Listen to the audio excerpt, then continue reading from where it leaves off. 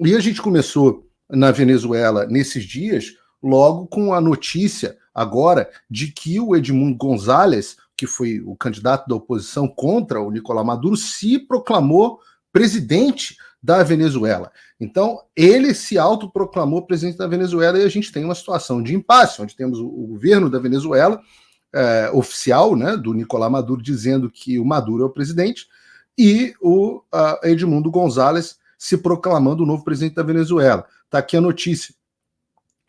Ele, na segunda-feira, nessa semana, se declarou como presidente. Ele perdeu as eleições e ele disse: agora cabe a todos nós respeitar a voz do povo. Disse González em comunicado: fizemos a nossa parte, realizamos a mais formidável mobilização cívica para que a vitória eleitoral fosse inquestionável. É um triunfo enorme, obtido com enorme energia e riqueza. E, de fato, do que a gente tem público, né, o que a Maria Corina e o Edmundo González conseguiram obter publicamente, mostram que a oposição teve 67% dos votos. 67% dos votos. É claro que isso me lembra muito o período, aquela reunião que vaza do presidente Bolsonaro, onde ele diz que ele perderia a eleição e o PT teria 51% dos votos. Ele disse isso muito antes das eleições, né? Meses e meses antes das eleições. E me lembro também da discussão, da tese que o presidente Bolsonaro chegou a ventilar muitas vezes, de que ele, na verdade, estava com 70% dos votos, que ele, na verdade, tinha muito mais votos do que, inclusive, ele teria tido em 2018, quando foi eleito pela primeira vez. Eu sempre disse a vocês, não sou partidário dessa tese, não acho que a disparidade entre o Bolsonaro e o PT seja tão grande quanto parece para a nossa bolha. Eu já falei isso algumas vezes, mas não dá para deixar de levar em consideração esses números que eles trouxeram, onde eles venceram em todos os estados do país e em quase todos os municípios. Todos os cidadãos são testemunhas dessa realidade. E, obviamente, imediatamente depois que o González, né, que, aliás, a opinião não é só dele, né, tanto a AFP, a agência de notícias, quanto o Carter Center, né, que é o Centro Carter, que analisa o resultado das eleições, sempre dominados por pessoas de esquerda, diga de passagem, mas mesmo essas vertentes da esquerda estão dizendo que o Maduro perdeu as eleições. E imediatamente, como ele controla, não adianta o que esses órgãos dizem, não adianta o que essas pessoas dizem, porque imediatamente depois você teve a PGR da Venezuela abrindo um inquérito contra o González. Tá aqui, PGR da Venezuela abre inquérito contra González por se declarar presidente eleito. A investigação do Ministério Público abrange ainda a Maria Corina, que foi a grande arquiteta dessa história toda. Né? É importante que a gente entenda que os venezuelanos estavam mesmo desmobilizados, já descrentes do seu sistema eleitoral, e a mobilização que a Maria Corina conseguiu, e ela acabou inelegível, mas que ela conseguiu em torno das eleições, foi um negócio absolutamente ímpar, sem precedente na Venezuela. Agora,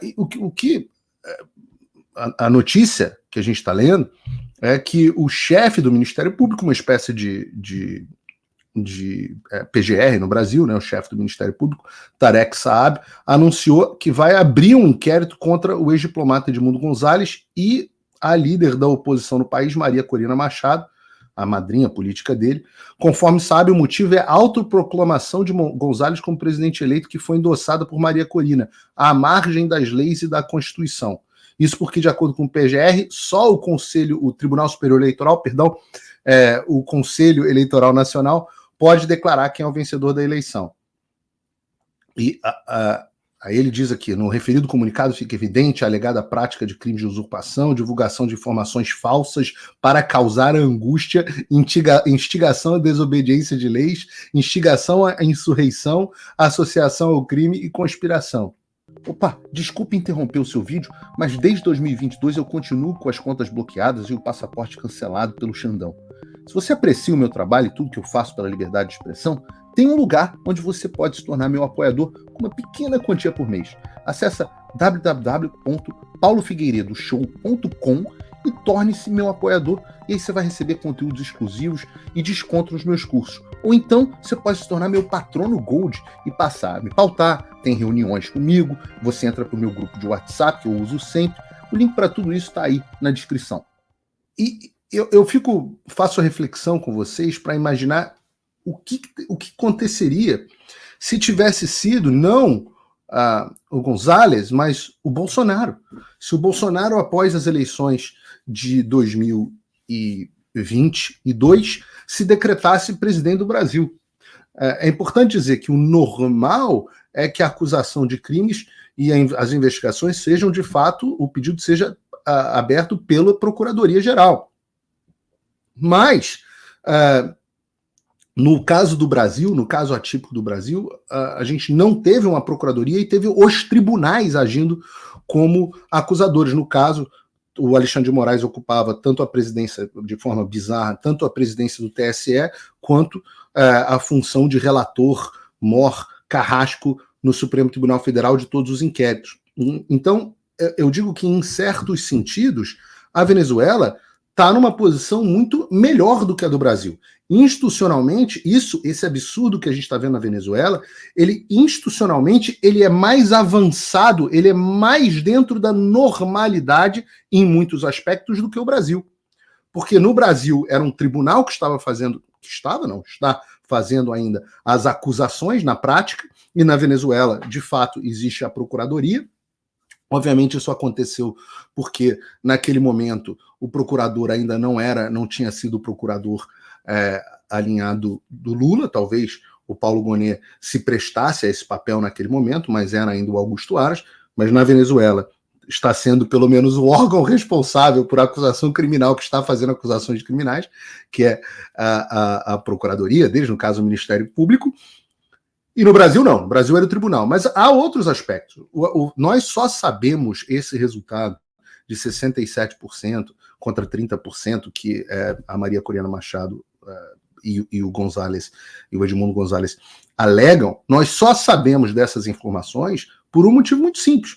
Porque eles têm o tal do voto impresso. Eles têm as atas, eles têm tiveram como colocar isso no ar em um site que foi logo em seguida derrubado pelo Maduro, mas eles colocaram depois num outro servidor fora e tal, e as pessoas conseguiram acessar de fora do país e com VPN. Então, neste sentido, quando o Maduro diz que o sistema venezuelano é melhor do que o brasileiro, bom, ele tem uma razão parcial. A situação na Venezuela ela é menos radical do que a situação no Brasil. O Maduro controla os veículos de imprensa. Ora, e a esquerda não controla os veículos de imprensa? Eu diria que a Globo News está mais à esquerda do que a TV estatal venezuelana. E faz isso, digamos assim, de forma quase voluntária. Claro que há um incentivo financeiro, mas certamente o maior deles é ideológico. Não seria possível a oposição fazer o que a oposição fez na Venezuela. E não é possível, tirando pelas razões que eu expus nos outros programas, do ponto de vista psicológico, né, não é possível que nós tenhamos uma imprensa que não percebe o quanto que a ausência desse paper trail, dessa rota do papel, desse rastro do papel, impossibilita que a gente saiba se isso não está acontecendo também no Brasil. Porque nós temos as mesmas figuras, nós temos a mesma centralização, nós temos o mesmo controle centralizado em uma figura antipática ao candidato de oposição. Só que a diferença, como diz o Lula, é que o Maduro não é bom como o Alexandre, em controlar a narrativa. A gente viu isso no último programa. E o que o Lula está fazendo nesse momento? Ele está simplesmente ganhando tempo e endossando o discurso do Maduro, dando tempo para que o Maduro crie a narrativa dele. E ele faz isso através de palavras soltas, né? Quando o Lula diz pressionado, Lula mantém discurso de transparência na Venezuela. E a gente olha, as falas aqui são completamente absurdas, né?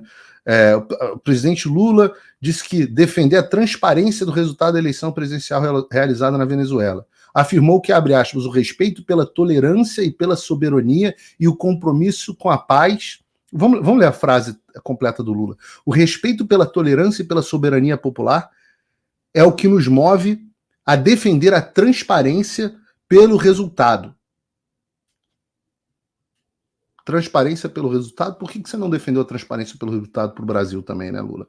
Mas o compromisso com a paz é o que nos leva a conclamar as partes ao diálogo e promover um entendimento entre o governo e a oposição. Você repara, ele estava junto com o presidente do Chile, também esquerdista, Gabriel Boric, e vocês sabem, que vocês viram certamente nas redes sociais, onde o Lula recebeu uma vaia e as pessoas ao grito, Lula, ladrão, seu lugar é na prisão, mas o próprio Boric também chutou para o lado, né? Disse, não, eu só vou falar sobre esse assunto depois que o Lula for embora. E o próprio Lula também, nesse sentido, também chuta para o lado, fala assim, ele nem a gente tem um vídeo, né, falando disso, né? Ele nem tomou posse e já quer que eu fale sobre o assunto. Bota aí o vídeo pra gente. Você não viu a questão do Edmundo Depois nós Gonzalez? falamos, querida, calma. O cara nem tomou posse, você já quer que eu fale? Quem não tomou posse, né? Tá falando do Maduro, tá falando do Gonzalez, que se autoproclama presidente, e é muito claro o que o Lula está fazendo, de fato, ganhando tempo e dessa forma endossando a narrativa. E, apesar do pessoal da Globo News dizer que ele está agindo como estadista, estabelecendo diálogo, etc, etc, as imagens, o que a gente está vendo na Venezuela é flagrante. O problema é que o Lula, ele é o grande, como a gente viu de novo no programa anterior, o Lula é o grande arquiteto, talvez não arquiteto, mas o grande financiador, o PT, as Farc, o Foro de São Paulo, todo mundo está unido, esteve unido para construir a Venezuela de Chávez e a Venezuela de Maduro. Então o que ele está fazendo agora é chutando para o lado, para dar tempo do Maduro adulterar as provas que ele puder e apresentar uma narrativa, como o Lula diz, de que na verdade ele ganhou a eleição. É importante dizer que essa situação, onde você tem uma Venezuela que tem um presidente reconhecido por alguns países e um presidente reconhecido por outros países, ela não é nova. Até pouco tempo, os Estados Unidos reconheciam o Guaidó, como que era presidente da Assembleia Nacional da Venezuela, como o presidente legítimo do país. E o próprio presidente Bolsonaro não reconhecia, o Brasil tinha essa posição de não reconhecer o ditador Nicolás Maduro como presidente legítimo da Venezuela. Isso muda justamente com o Lula. Porque não é que essa é a primeira eleição roubada da Venezuela, as últimas eleições foram roubadas, aliás, há pelo menos mais de uma década a Venezuela não tinha eleições limpas, não tem eleições limpas e legítimas. E certamente você começa a ver de outros membros da comunidade internacional que não estão dispostos a comprar a narrativa que o Lula quer ajudar o Maduro a vender. Você tem visto de outros líderes da comunidade internacional uma pressão maior para que o Maduro seja condenado. Nós tivemos aí, nos últimos dias, cerca de 30 ex-chefes de Estado pedindo que o Lula tome a posição de condenação ao Maduro. E reparem que, tirando a posição da Kamala Harris, que também foi bastante dúbia e mostra a aliança da esquerda global, até aqui nos Estados Unidos, a posição do Lula tem pego muito mal, né? As pessoas têm enxergado o Lula como o grande fiador do regime Maduro, porque, de fato, dos países que ainda pretendem se vender como democracia de alguma forma, o Brasil é o único grande que ainda não tomou uma posição em relação à fraude que está acontecendo. Então você teve agora esse grupo Ideia, que divulgou uma carta pedindo para o Lula ter uma firmeza na defesa da democracia e da condenação da fraude eleitoral do Maduro na Venezuela. O Grupo Iniciativa Democrática da Espanha e das Américas, Ideia, divulgou uma carta na segunda-feira, assinada por 30 chefes de Estado e do governo, pedindo ao ex-presidente do Brasil que adote uma postura mais clara e firme. Está aqui, diz a carta: exortamos a Luiz Inácio da Silva, presidente da República Federativa do Brasil, a reafirmar o inquestionável compromisso com a democracia e a liberdade, e as mesmas de que gozam seu povo, e ao fazê-la também prevalecer na Venezuela, diz um trecho do documento, o que é absolutamente ridículo, porque que liberdade é essa que os brasileiros gozam, que os venezuelanos não gozam, que os brasileiros gozam? A situação é cada vez mais idêntica.